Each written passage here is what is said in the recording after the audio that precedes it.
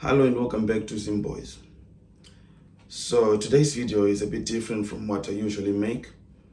Today I'm going to be talking about something that happened to me since I released the video about the Zig. So yesterday, as I was just about to go to bed, I wanted to check how many views my video had or if there were any comments on the video. And to my surprise, my channel had been deleted. I then went ahead and used like 3 different devices and tried to look for my channel. It was removed, scrubbed off of YouTube. I even asked some friends to try and, Google search it to try and see what had happened, but it was gone. Someone felt threatened by a very small channel with less than 100 subscribers. Someone felt threatened enough to report my channel to YouTube and try and make them remove it from the internet, because apparently my views are so dangerous that someone who probably holds maybe even high office somewhere found it necessary to silence me. If any of you who watched the last video, my previous video, when I was just speaking out on how I felt about the Zig, some of you can attest that when you tried to come back to watch the video, it was nowhere to be found. The channel had been deleted. Someone reported me to YouTube.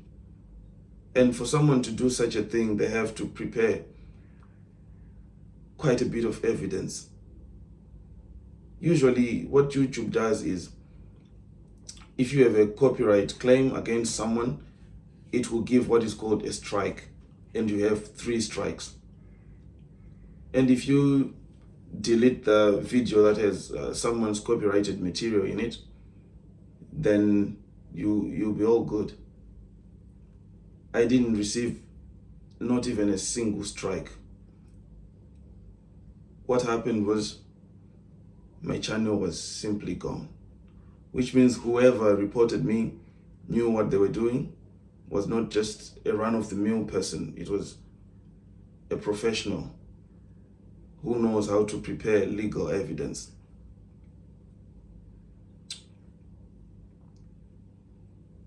This channel is not supported by any political party. This channel is where I come to speak out. This is where I come to just document what is going on. That's why if you look at the videos I have, they're all over the place. I talk about music, I talk about politics, I talk about relationships. Anything that a Zimboy might find interesting, I talk about it. So let me get this clear. I'm not affiliated with any political parties or anything. But with that being said, I detest ZANU-PF. Let me not beat around the bush on that one. And ever since I started making this political content, I have faced so much backlash from my fellow countrymen who do not like what I have to say. I was of the opinion that when people are having political dialogue or any dialogue at all, the object is to speak the truth. But I was sadly mistaken. About a week ago or 2 weeks ago, I joined this space on Twitter called General Chat that is populated by ZANU-PF bots. They all have the same kind of picture on their profile. It might be the flag, it might be the president or whatever. And they form this space where they open it up as a platform for everybody to come and speak. But if you have an opinion that is different from theirs, they'll gang up on you and attack you and just try to drown your voice. So a couple of days ago, I was in such a space, and people were talking about the sick, and I was just trying to get my point across, and I got attacked from all sections of the space. So since I couldn't get my voice heard in that space, I just thought, well, let me just make a quick throwaway video about what I wanted to say in the space. And this video led to my channel being completely scrubbed off of the internet.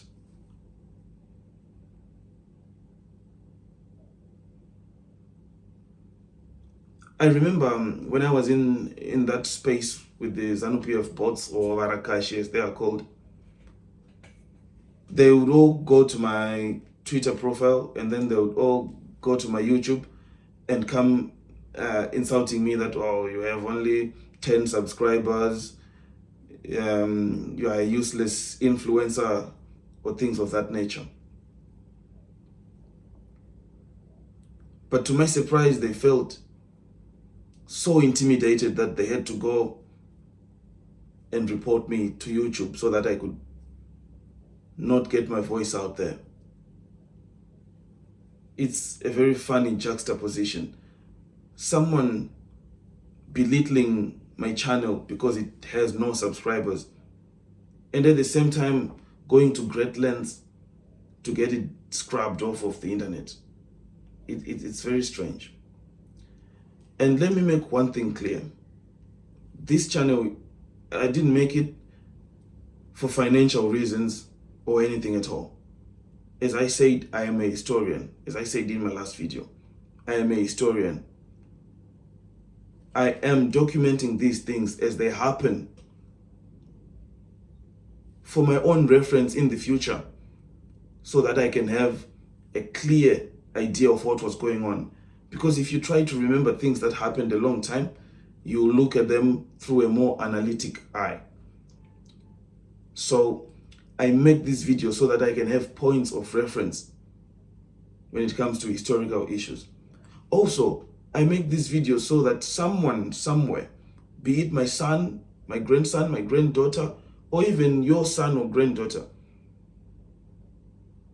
if they attempt to understand what was life like for the regular Zimbabwean, they can come back to this historical record and get a feel of what's going on. So I don't care if I have no subscribers or minus subscribers, I don't care. This channel is a historical record. It's just that it's a public historical record. And it's something that will be used by generations to come to reference what was happening. And another thing that I want to say is, to whoever tried to get my voice silenced, it didn't work, and it won't work, because the truth can only be subdued and snuffed for so long. That's why even when the Europeans tried to colonize us, they failed, because the voice of the masses can only be subdued for so long. At some point, you can only do so much to intimidate people until they get fed up. I remember getting threatened in a Twitter space, thinly veiled threats against my personhood, against my life, and things like that. I will not be intimidated. I refuse.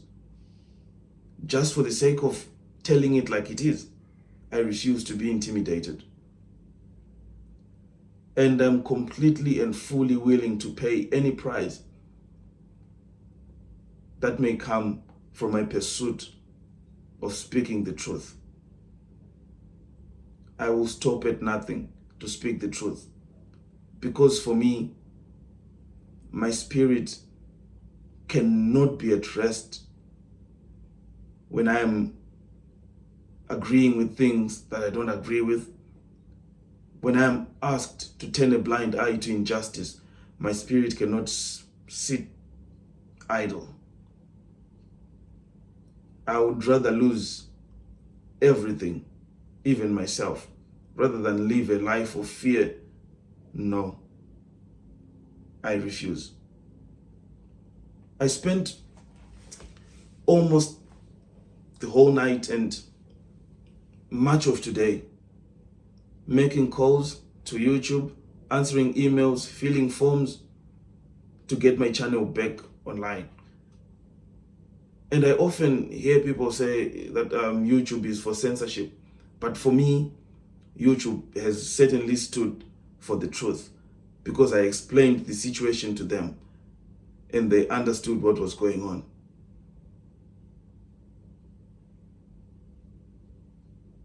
The fact that my voice has raised such a stink speaks to the power that you, as an ordinary person, can have in your country, in your life, and in the world at large. I take it as a badge of honor that people found me a worthy target to orchestrate such an attempt of censorship. Anyway, it didn't work, and nothing will intimidate me, not even fear of losing my person. Please like this video if you feel like the truth has to be told at whatever the cost. Thank you.